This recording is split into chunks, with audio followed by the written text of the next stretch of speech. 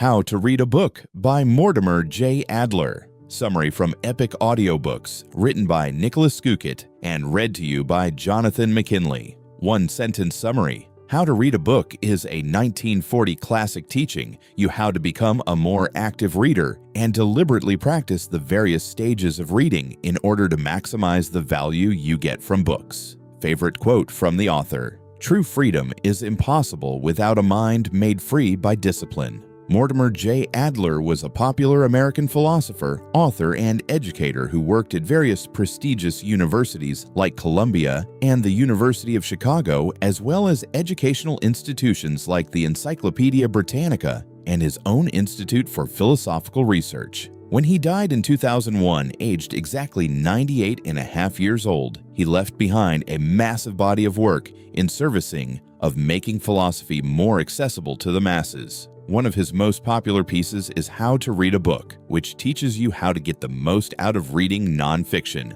For example, when you have to for school, work, or just plain want to get smarter. It dissects reading into various stages and shows you how to think about information critically. Here are my 3 main takeaways from the book. 1. Always inspect books before you read them. 2. Analyze a book's main theme and the author's intentions to get the big picture. And 3. Question every book's importance and logic. Do you want to hone your reading skill so you'll get more out of every future book you read? Let's get to it. Lesson 1. Do an inspectional read every time you want to pick up a new book.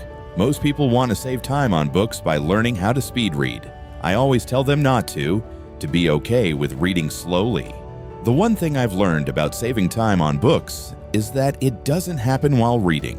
Where you save time is deciding what you'll read in the first place. Sadly, a lot of non-fiction books don't really warrant being read from cover to cover, and this is where what Mortimer J. Adler calls inspectional reading comes in. The goal of an inspectional read is to answer 2 questions. 1. What is this book about? And 2. What kind of book is this? You can do this by skim reading the following sections. 1. The title page. 2. The editor's blurb. 3. The cover text. 4. The table of contents. And 5. Introductory sections and important paragraphs of chapters that interest you.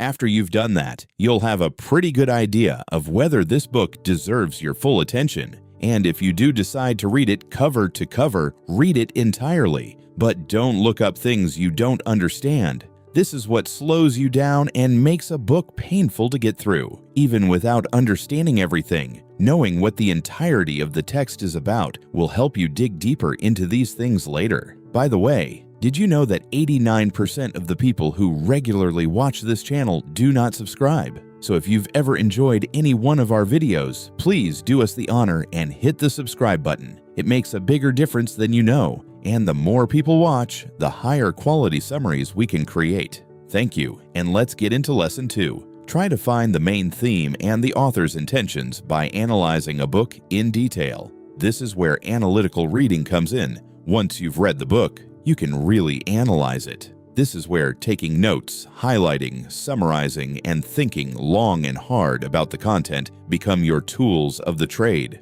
First, you should answer this question. What was the author's aim when he or she decided to write this book with this title? Looking at the title will not only make it dead simple for you to categorize the book, for example, into math, history, how-to, or self-help, but remembering the main goal of the book will later help you connect complex ideas back to the overarching theme. Then you can go on to unravel the book's main theme by trying to summarize its content in a few sentences and writing down all the different themes and subplots. It'll help a lot to create a mind map of how those relate to each other, so you can see how the various parts of the book relate to each other and the whole.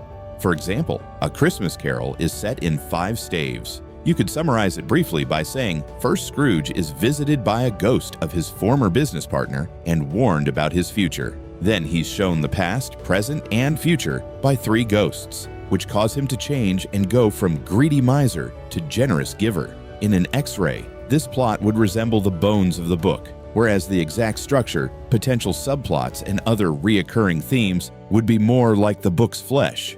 Important too, but useless if you don't know what's going on underneath. Now, before we get into lesson number 3, if you learned something new from this video, you should download our secret list of the 12 best nonfiction books most people have never heard of. After summarizing over 1,000 books, we handpicked these 12 mind-blowing titles that fly below everyone's radar and turn them into a beautifully designed, easy-to-skim PDF. Discover your next great read in these hidden gems and stay ahead in your personal journey and of the competition. Just enter your email using the link below this video. Confirm in your inbox and we'll instantly send you the list free of charge.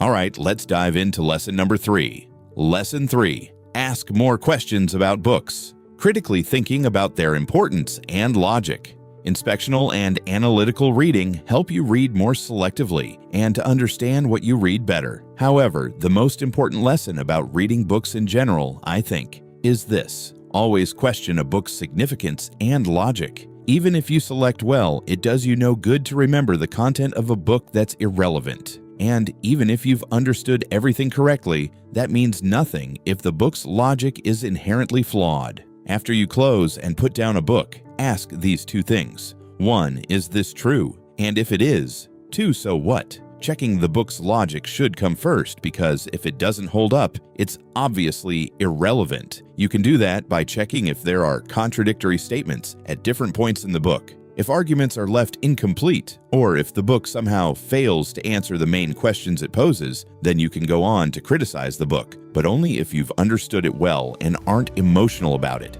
For example, just today, someone who's vegan said, "My critic review of a book about a vegan diet was opinionated," which is, of course, an opinionated statement in itself, since he obviously felt emotionally offended by my review.